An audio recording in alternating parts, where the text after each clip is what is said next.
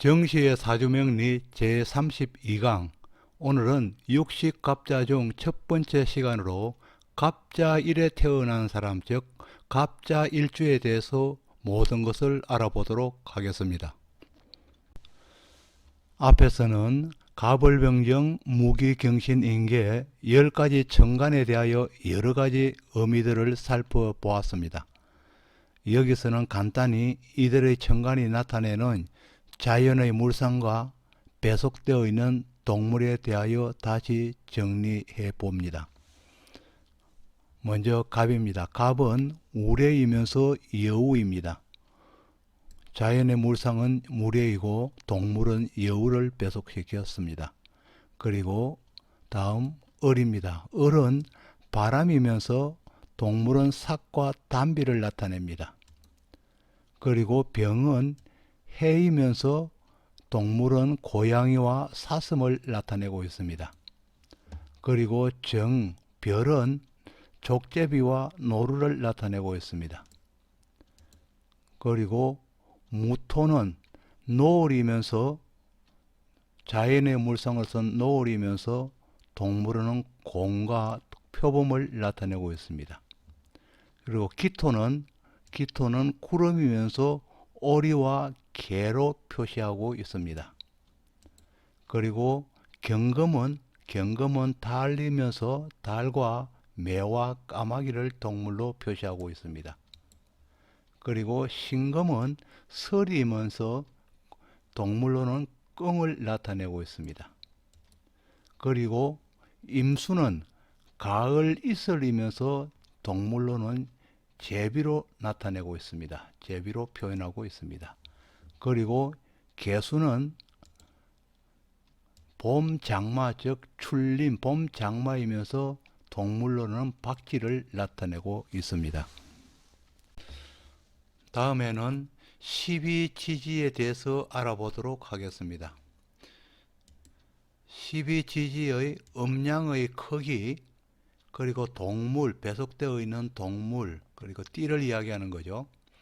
그리고 글자의 상징성, 자상, 또 자연의 물상을 나타내고, 그리고 어떠한 계절인지, 12지지가 어떠한 계절의 의미를 가지고 있는지에 대해서 알아보도록 하겠습니다. 먼저 임목입니다. 임목은 삼음삼양으로 구성되어 있고 범띠이며, 그리고 인권성이라 하여 건의와 건한을 의미하는 것이며, 강곡이라 하여 물상으로서는 강곡이라 하여 넓은 협곡, 계곡을 의미하는 것이고, 계절은 봄을 의미합니다. 봄을 나타냅니다. 다음 묘목입니다. 묘목은 사양이음으로 구성된 자이며 토끼띠이며 묘파성이라 하여 끼어짐과 헤어짐과 나누어짐을 이야기하고, 물상으로서는 경림입니다. 경림은 아름다운 숲을 이야기합니다. 계절은 역시 인과 마찬가지로 봄을 나타냅니다. 다음은 진토입니다. 진토는 오양일음이라 합니다. 오양일음으로 용띠를 나타내고, 그리고 진간성이라고 이야기하고, 그리고 물상으로서는 초택이라 합니다. 초택은 풀이 자라고 있는 넓은 연못을 가리키는 것입니다. 계절로는 역시 임묘와 마찬가지로 봄입니다. 계절은 임묘와 마찬가지로 지는 봄을 나타내고 있습니다. 다음 사화입니다. 사화는 음이 하나도 없는 무음인 육양으로 되어 있는 자이고, 또 뱀띠이며 사문성이라 하여 문학과 관련되고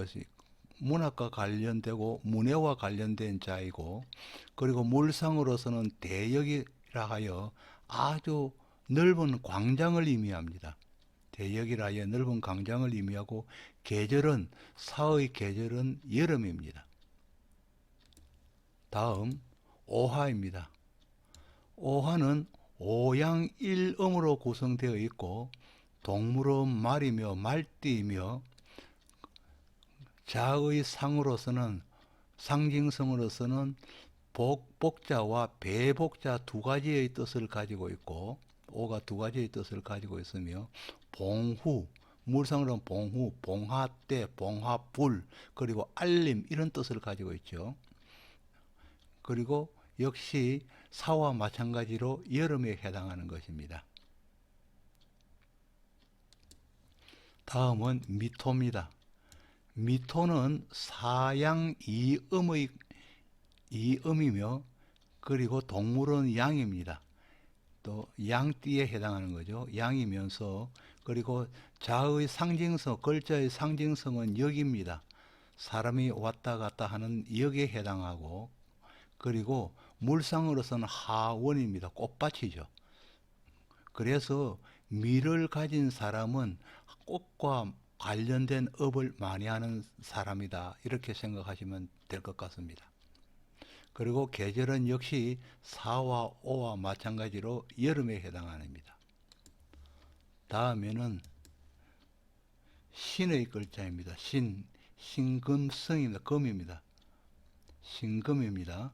신금은 삼양삼음으로 구성되어 있고 동물은 원숭이띠이며 신고성이라 그래요. 외로움을 나타내는 것이며 또 신은 명도라 그래야 아주 큰 도시를 의미하는 것입니다. 신은 그리고 가을을 의미합니다. 계절로서는 신은 가을을 의미합니다. 다음 유금입니다. 유금은 사음이양의 자이며 띠로는 닭띠이고 그리고 글자의 상징성으로는 유인성이라 그래야 칼을 이야기합니다. 그래서 날카로운 칼을 이야기하고 물상으로서는 사종입니다. 절에 있는 종이라서 이는 울림을 이야기하는데 알림을 이야기하는 것입니다. 그리고 계절은 가을입니다. 역시 신유술 해가지고 가을입니다. 다음 술토입니다. 술토는 오음일양으로 구성되어 있는 자이며 그리고 동물은 개띠이며 그리고 자의 상징성으로는 역시 술예성이라서 예술, 예능과 관련되어 있는 자이기 때문에 술자를 가진 사람은 예능 분야에 능할 수 있다는 가능성이 큰 사람이라고 보면 되겠습니다. 그리고 물상으로서는 소원입니다. 소원은 불이 난 후에 초원이라는 뜻이죠. 그래서 쓸쓸함을 나타내는 자입니다. 그리고 시집을 왔다면 귀하게 모셔야 할 상전입니다.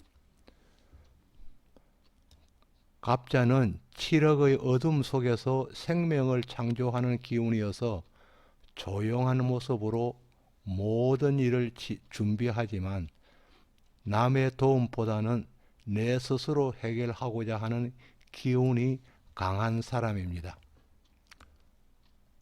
무슨 일을 하고 있는지 옆에 있는 사람도 모를 정도로 차분히 계획한 것을 실천해 가는 사람이 바로 갑자일주입니다. 자는 어둡고 차가운 기운이라 냉정한 마음의 소유자이지만 타고난 계절이 봄과 여름이라면 그 냉정함이 오히려 따뜻한 온기로 느껴지기도 합니다. 그러나 갑자일주가 가을과 겨울에 난 사람이라면 조금은 쌀쌀한 사람입니다. 겨울에 나고 수국을 이룬다면 동토의 겨울나무라, 그러니까 추운 때의 나무라는 거죠. 자라면 멈춰지고 동량목으로, 그러니까 집 짓는 대들보로 사용될 것입니다. 목의 원래 목적은 집 짓는 나무로 대들보로 사용되는 것이 간목의 쓰임입니다. 이때 경금이 천간에 있다면 자기의 역할을 충분히 할 수 있는 능력 있는 사람이 됩니다. 겨울나무가 동량목으로 사용하기에 아직은 어린 상태라면, 집 짓는 나무로 사용하기에는 어리다면은 일단 겨울이 되면은 안식목, 즉 휴먼목으로, 쉬는 나무죠. 휴먼목으로 다음의 봄날이 올 때까지 기다리게 되고, 다음의 봄날이 온다는 것은 대운에서 봄이 온다는 것이죠. 대운의 봄이 올 때까지, 임묘진 봄이 올 때까지 기다리게 되고, 대운에서 봄이 오면 그때에 자기의 일이 바빠지는 사람입니다. 그때에 자기의 일이 바빠진다는 것은 자기가 사회생활을 적극적으로 하기 시작한다는 뜻이겠죠. 모든 사람은 대체로 목의 대운에서, 그러니까 임묘의 대운이나, 그러니까 갑을의 대운에서, 그때 갑을 대운 중에서 갑의 대운에서 기운이 상승하기 시작합니다.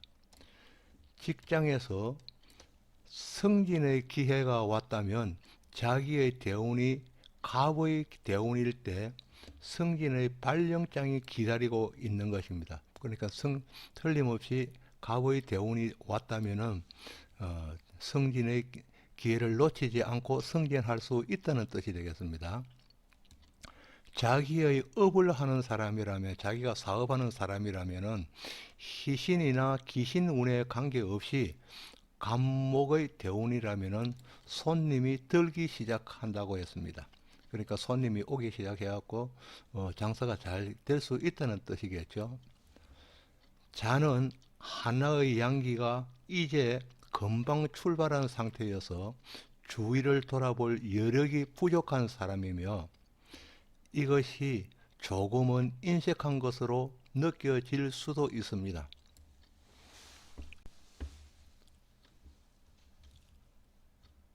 간목은 위로만 커가려는 마음 때문에 주위와 함께 동참하려는 마음이 조금은 약해 보일 수 있지만, 어울려 살려고 하는 것이 간목의 본성, 천성입니다. 갑자가 봄철에 난 사람이라면 경신금의 출현은 반기지 않습니다. 갑자 일주가 운에서 다시 간목이 온다면 세력을 확장하여 승승장구하는 사람도 있고, 이와는 반대로 갑갑해지는 사람도 있습니다. 간목이 많아지면 햇빛이 땅을 비추지 못하여 만물을 자양시킬 수 없기에 답답하게 된다는 것입니다.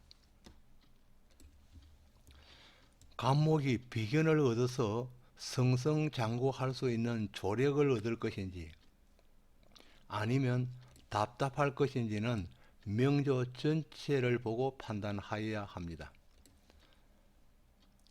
갑자의 일주가 쌍의 간목으로 존재하는 명조로서 계절이 춘하로 흐르고 자양할 수 있는 주위 환경이 갖추어진다면 쌍목 이름의 힘을 마음껏 발휘하여 부러울 것이 없는 사람이 됩니다. 또 간목이 3개 이상 되는 명조라면 삼목 위삼의 대길명으로 부기공명은 이루어 놓은 당상입니다.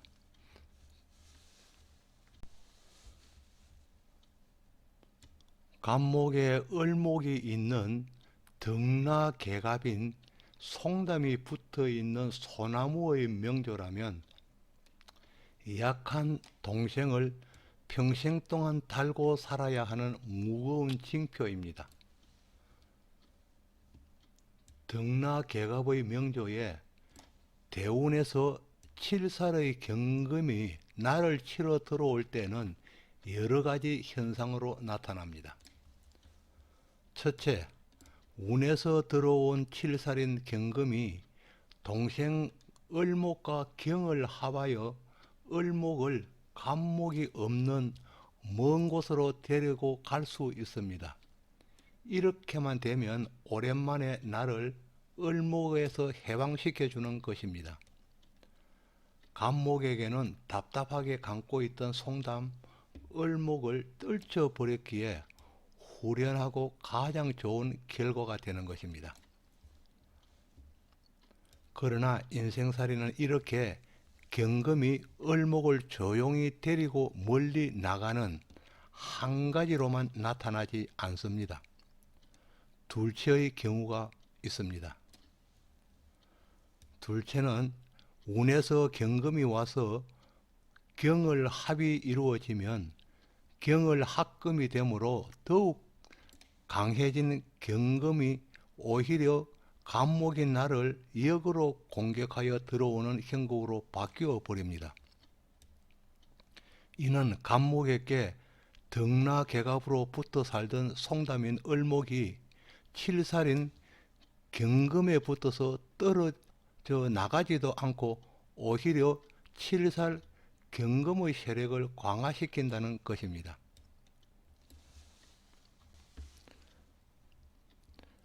7살 경금이 을목의 원조로 강화되어서 양인의 칼날과 도끼를 들고 간목인 형에게 역으로 대적하는 꼴이 됩니다.